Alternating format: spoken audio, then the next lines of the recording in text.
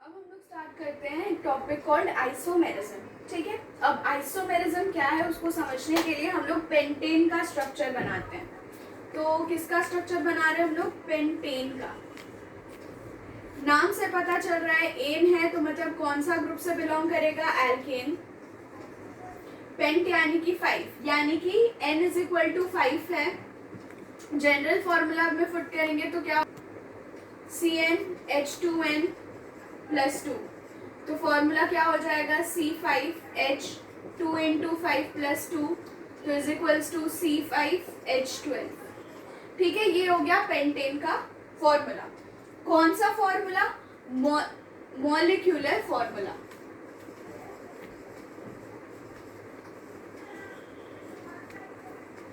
Molecular formula क्या होता है? कोई भी कंपाउंड को जब हम लोग ऐसे रिप्रेजेंट कर रहे होते हैं तो उसमें कितने मॉलिक्यूल्स किसके हैं वो बता रहे होते हैं, तो वो होता है मॉलिक्यूलर फॉर्मूला। ठीक है, अब इसी मॉलिक्यूलर फॉर्मूला के हेल्प से हम लोग बनाएंगे इसका स्ट्रक्चर। C5H12 यानी कि पेंटेन का स्ट्रक्चर बनाएंगे। ठीक है, तो एल्केन है मतलब सारा सिंगल बॉन्ड होगा, तो C 1 2 3 4 5। ठीक है, इधर 3H आ सकते हैं, इधर 2H, इधर 2H, इधर भी 2H और इधर 3। हो गए कंप्लीट 12H। ये हो गया पेंटेन का फॉर्मूला। ठीक है, अब ये जो हमने फॉर्मूला बनाया मॉलिक्यूलर फॉर्मूला के हेल्प से, ये क्या हमने स्ट्रक्चर बनाया और इसको बोलते हैं स्ट्रक्चरल फॉर्मूला या स्ट्रक्चरल फॉर्मूला या सिंपली स्ट्रक्चर। ठीक है, तो अब पेंटेन में नेसेसिटी क्या है? 5 कार्बन का। तो एक बात बताइए कि अब ये जो मैं स्ट्रक्चर बना रही हूँ वो सही है कि नहीं?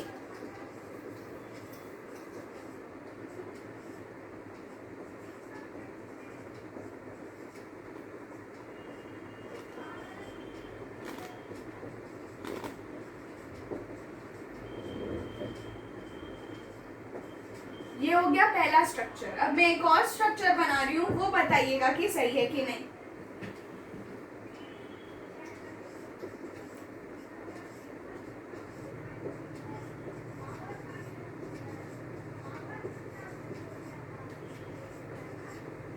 ये दोनों स्ट्रक्चर जो है ये पेंटेन का होगा कि नहीं?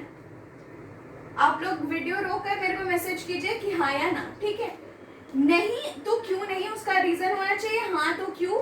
हाँ, उसका भी रीजन होना चाहिए। ठीक है, तो C5 तो 5 C होना चाहिए, 1 2 3 4 5। 5 तो इधर भी है और इधर भी 1 2 3 4 5। 5 C इधर भी है और H12 हर जगह पे है, तो कुछ भी डिफरेंट नहीं है। तो ये सब पेंटेन का स्ट्रक्चर है कि नहीं? जल्दी से आप लोग पॉज करिए, बताइए, फिर उसके बाद वापस आइए तो मैं इसका आंसर देती हूँ। चलो, अब तुम लोग आंसर दे चुके हो तो अब देख लेते हैं कि मैं बोल रही हूँ कि ये सारा ही पेंटेन का स्ट्रक्चर है, पर फिर भी तुम लोग मेरा क्यों मानोगे? वाई? तो इसलिए देख लेते हैं कि सारा क्राइटेरिया फुलफिल हो रहा है कि नहीं। एल्केन है तो सब हर जगह सिंगल बॉन्ड होना चाहिए, हर जगह सिंगल बॉन्ड है। कितने कार्बन होने चाहिए? 5, और बाकी दोनों स्ट्रक्चर में भी 5 कार्बन है, मैंने काउंट करके दिखाया। कितने हाइड्रोजन होने चाहिए? 12। तो हर जगह आप लोग काउंट कर लीजिए, टोटल 12 ही हाइड्रोजन है। तो इससे हम लोग को क्या पता चल रहा है कि जरूरी नहीं है कि कोई अगर एक गिवन कंपाउंड है उसका सिर्फ एक ही स्ट्रक्चर बन सकता है, उसके डिफरेंट टाइप ऑफ स्ट्रक्चर्स भी बन सकते हैं। तो यही जो फिनोमेना है, इसी फिनोमेना को बोलते हैं isomerism, according to which compound having same molecular formula but different structural formula are called isomers and the phenomena showed is called isomerism. तो अब देखिए, हमने देखा कि पेंटेन का हम लोग 3 स्ट्रक्चर बना सकते हैं। तो अगर कोई ऐसा कंपाउंड है जिसका 2 स्ट्रक्चर बन रहा है, मतलब एक मॉलिक्यूलर फॉर्मूला है लेकिन 2 स्ट्रक्चरल फॉर्मूला है, तो सेकंड जो स्ट्रक्चरल फॉर्मूला बनता है उसके साथ हम लोग लगाते हैं आइसो। तो सेकेंड फॉर्मूला के साथ लगता है आइसो प्लस जो भी उसका नाम है वही, तो आइसो पेंटेन हो जाएगा इस केस में। ठीक है, और अगर उसका थर्ड स्ट्रक्चरल फॉर्मूला भी बन जाए, ठीक है, मतलब तीसरा स्ट्रक्चर भी अलग बन पाए, तो उसका नाम हो जाता है नियो। तो ये हो जाएगा नियो पेंटेन। ठीक है, फिर से एक बार देख लेते हैं क्या होता है आइसोमेरिज्म। ऐसा कोई भी कंपाउंड जिसका एक ही मॉलिक्यूलर फॉर्मूला है पर डिफरेंट टाइप का काफी सारा स्ट्रक्चर बन जा रहा है, दो या दो से ज्यादा स्ट्रक्चर बन रहा है, तो उसको हम लोग कहते हैं आइसोमर्स। सिमिलर स्ट्रक्चर्स को हम बोले आइसोमर्स, लेकिन वो फेनोमेना को बोलते हैं आइसोमेरिज्म का फेनोमेना। अब जो भी कंपाउंड्स आइसोमेरिज्म शो कर रहे हैं उसमें से अगर सिर्फ दो स्ट्रक्चर बन पा रहे हैं तो सेकंड वाले को हम लोग बोलते हैं आइसो और उसी कंपाउंड का नाम, और अगर तीन बन रहा है तो थर्ड वाले स्ट्रक्चर को हम लोग बोलते हैं तीनों और कंपाउंड, थर्ड नियो और कंपाउंड का नाम। तो आप ये पूछ सकते हैं कि अगर मान लीजिए मेरे दिमाग में ये वाला स्ट्रक्चर पहले आया तो मेरे हिसाब से तो इसका नाम आइसोपेंटेन हो जाएगा और इसका नाम नियोपेंटेन हो जाएगा, पर नहीं, हम लोग हमेशा कार्बन चेन को काउंट कर रहे हैं। तो पहले वाले स्ट्रक्चर में कार्बन चेन में 5 कार्बन है, दूसरे वाले से हमने 1 कार्बन हटाया, तो जिस भी स्ट्रक्चर में least number of carbon atoms हमने हटाया होगा, मतलब एक ही हटाया है, उसको हम लोग आइसो नाम देते हैं।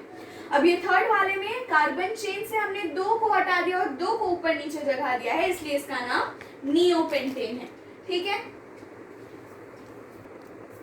अब एक एल्कीन का देखते हैं, तो हम ले रहे हैं ब्यूटीन जिसका फॉर्मूला होता है C4H10। ठीक है, तो ब्यूटीन एल्कीन यानी कि there be a double bond. ठीक है, तो अब C4H8 है, तो हम लोग बनाएंगे कैसे, पहले तो 4 कार्बन ले लिए, 4 कार्बन हो गया, एक कार्बन के साथ डबल बॉन्ड डाल दिया क्योंकि एक डबल बॉन्ड एग्जिस्ट करना ही है, तो इधर डाल दिया पहले कार्बन पे। ठीक है, अब यहाँ पे 2 बॉन्ड ऑलरेडी हो चुके हैं और 2 ही बॉन्ड कार्बन बना सकते हैं, मतलब 2 ही यहाँ पे हाइड्रोजन हटेगा।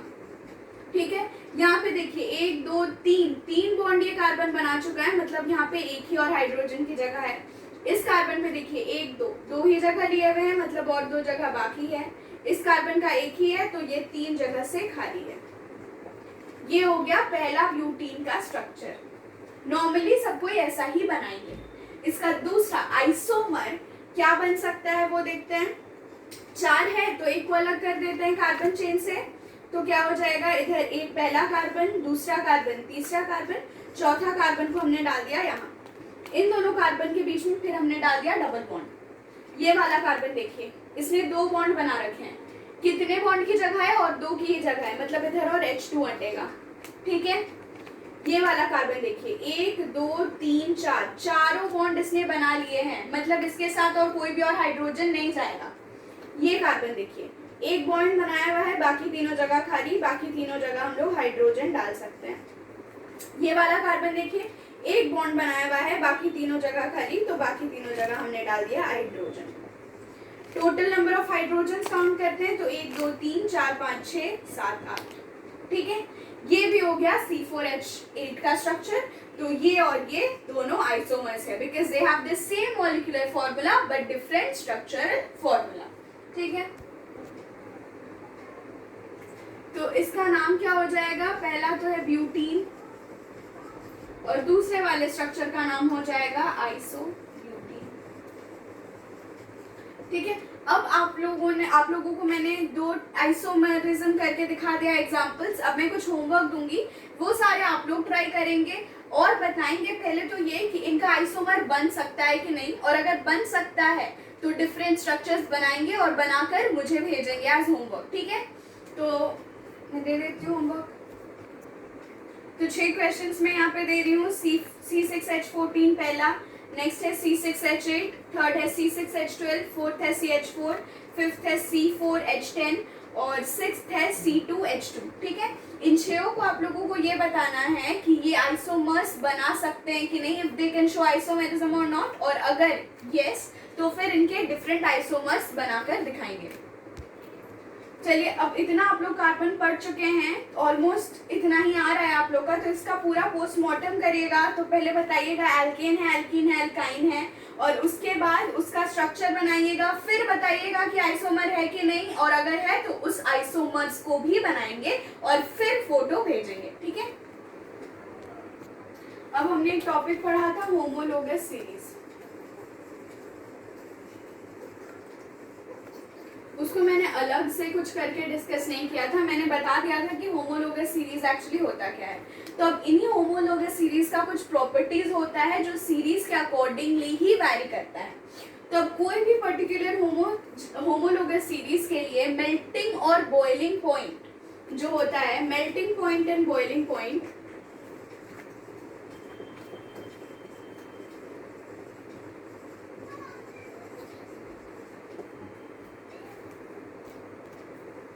is directly proportional to molecular mass, is directly proportional to molecular mass। अब इससे क्या मतलब है कि अगर मान लीजिए कि आपसे पूछा गया हो कि CH4 और C2H6 में से किसका बॉइलिंग पॉइंट या मेल्टिंग पॉइंट ज़्यादा होगा, ठीक है। तो अगर आप देखेंगे मॉलिक्यूलर मास, तो मॉलिक्यूलर मास किसका ज़्यादा आएगा, डेफिनेटली इसका ज़्यादा आएगा। आप लोग मॉलिक्यूलर मास निकाल कर भी देख सकते हैं, मॉलिक्यूलर मास 9 में निकालना सिखाया जाता है आई गेस। तो कार्बन का मास कितना होता है 12, हाइड्रोजन का 4, तो प्लस 4 तो हो जाएगा 16। CH4 का मास हो गया 16। इसका देखते हैं, 2 कार्बन है तो 2 इंटू कार्बन का 12 प्लस हाइड्रोजन का 1 into 6 24 plus 6 is equal to आ गया 30, ठीक है। तो लिखा क्या हुआ है कि melting point and boiling point is directly proportional to molecular mass, मतलब जैसे जैसे मॉलिक्यूलर मास बढ़ेगा वैसे वैसे बॉइलिंग पॉइंट और मेल्टिंग पॉइंट भी बढ़ेगा। तो इन दोनों के केस में सिंस इसका मॉलिक्यूलर मास ज्यादा है तो C2H6 का मेल्टिंग और बॉइलिंग पॉइंट भी ज्यादा होगा, ठीक है। ये तो हुआ पहला प्रॉपर्टी। और दूसरा प्रॉपर्टी है सॉल्युबिलिटी का। सॉल्युबिलिटी का भी वेरिएशन सेम ही होगा कि solubility is also directly proportional to molecular mass. जैसे जैसे मॉलिक्यूलर मास बढ़ेगा सॉल्युबिलिटी भी बढ़ेगा और जैसे जैसे घटेगा सॉल्युबिलिटी भी घटेगा, ठीक है। अब देखिए यहाँ पे हमने बात की कि मेल्टिंग पॉइंट और बॉइलिंग पॉइंट से किससे डायरेक्टली प्रोपोर्शनल है, मॉलिक्यूलर मास से। तो मॉलिक्यूलर मास बढ़ा तो बॉइलिंग और मेल्टिंग पॉइंट बढ़ा, ठीक है। तो हमने देखा कि मेल्टिंग पॉइंट और बॉइलिंग पॉइंट C2H6 का ज़्यादा है CH4 से, लेकिन क्या बॉइलिंग पॉइंट का ज़्यादा होने का मतलब ये भी है कि एनर्जी भी ज़्यादा देगा C2H6। इसको एक्सप्लेन अगर मैं करूँ कि इसका मतलब यानी कि बॉइलिंग पॉइंट मॉलिक्यूलर मास के साथ बढ़ रहा है, तो हम लोग अगर कंपेयर कर रहे हैं CH4 और C2H6 को, तो क्या हम लोग ये बोलना चाहते हैं कि जब हम लोग CH4 और C2H6 को बर्न किए तो C2H6 ज्यादा एनर्जी देगा? Do you think so? If what do you think कि CH4 और C2H6 में से कौन सा ज्यादा एनर्जी देगा? क्योंकि बॉइलिंग पॉइंट C2H6 का ज्यादा है तो क्या C2H6 ज्यादा एनर्जी देगा, ये क्वेश्चन है। और अगर इफ यस तो आप लोग बताइए, अपना रीजन दीजिए कि क्यों। पर अगर आप ये सोच रहे हैं तो आप लोग बिल्कुल गलत सोच रहे हैं, ऐसा होता नहीं है। कोई भी कंपाउंड का बॉइलिंग पॉइंट ज्यादा होना मतलब कि हमें ज्यादा एनर्जी देनी पड़ रही है उसको बॉईल करने के लिए, मतलब उस बॉइलिंग पॉइंट तक पहुंचाने के लिए। बॉइलिंग पॉइंट क्या होता है? वो टेम्परेचर जिसमें कोई कंपाउंड बॉईल करना स्टार्ट करे, ठीक है। तो अब उस बॉइलिंग पॉइंट तक पहुंचाने के लिए हमें ज्यादा एनर्जी देनी पड़ रही है, इसलिए इसका बॉइलिंग पॉइंट ज्यादा है। लेकिन एनर्जी ज्यादा देता है CH4। तो कार्बन में क्वेश्चन भी आता है कि कौन सा ऐसा कार्बन कंपाउंड है जिसका कैलोरीफिक वैल्यू सबसे ज्यादा है, मतलब जो सबसे ज्यादा एनर्जी देता है, तो दैट इज मीथेन। मीथेन वो गैस है जिसका डेफिनेटली मॉलिक्यूलर मास सबसे कम है तो बॉइलिंग पॉइंट सबसे ज्यादा कम है, तो जिसकी वजह से उसको बॉइलिंग पॉइंट तक लाने के लिए हमें बहुत कम एनर्जी डालनी पड़ती है, लेकिन वो सबसे ज्यादा एनर्जी देता है, ठीक है। तो ये वाला एक इंपॉर्टेंट क्वेश्चन है, मैं सिर्फ बोल रही हूँ, याद रखेंगे कि कैलोरीफिक वैल्यू किसका सबसे ज्यादा होता है? CH4 यानी कि मीथेन का सबसे ज्यादा होता है। और रीजन भी आई थिंक मैंने अच्छे से समझा दिया है कि क्या होता है रीजन, ठीक है।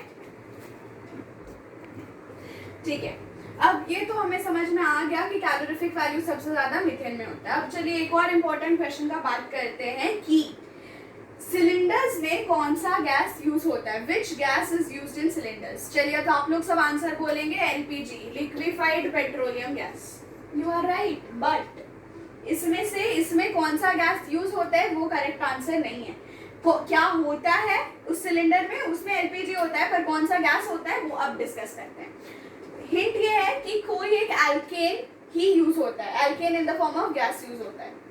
तो अगर पॉइंट मेरा ये है कि CH4 सबसे ज्यादा एनर्जी देता है, तो हम लोग क्यों नहीं CH4 ही यूज कर लेते हैं सिलेंडर में? तो CH4 तो आपके ऑप्शन से निकल गया कि CH4 नहीं है, कुछ और है। तो आंसर है कि ब्यूटेन गैस यूज होता है सिलेंडर में। Butane gas is used in cylinders. तो इसका रीजन आप लोगों को क्या लगता है कि क्यों होगा कि हम लोग मीथेन को नहीं यूज करके ब्यूटेन यूज कर रहे हैं? क्योंकि इसका मॉलिक्यूलर मास बहुत ज्यादा है, तो बॉइलिंग पॉइंट और ज्यादा होगा, तो एनर्जी कम देगा। तो क्यों हम लोग CH4 यूज कर रहे हैं, CH4 यूज नहीं कर रहे हैं?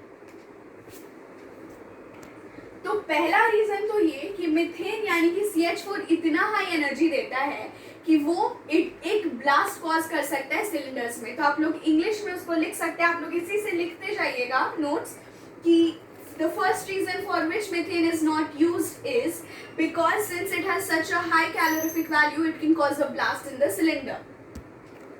तो अब ये ब्लास्ट क्यों होगा? एक चीज होता है कि कोई भी गैस को अगर हम लोग कोई भी कंटेनर में डाल रहे हैं, कि अगर कोई कंटेनर और उसमें हम लोग गैस डाल रहे हैं, तो ये गैस क्या करना स्टार्ट करता है, गैस वॉल्स पे, कंटेनर के वॉल्स पे प्रेशर डालने लग जाता है। तो मीथेन भी कंटेनर के वॉल्स पे प्रेशर डालने लग जाएगा और तुरंत ही ब्लास्ट नहीं करेगा, 1-2 महीने में वो प्रेशर इतना ज्यादा हो जाएगा कि वो सिलेंडर ब्लास्ट कर जाएगा। इसीलिए हम लोग मीथेन नहीं यूज करते हैं।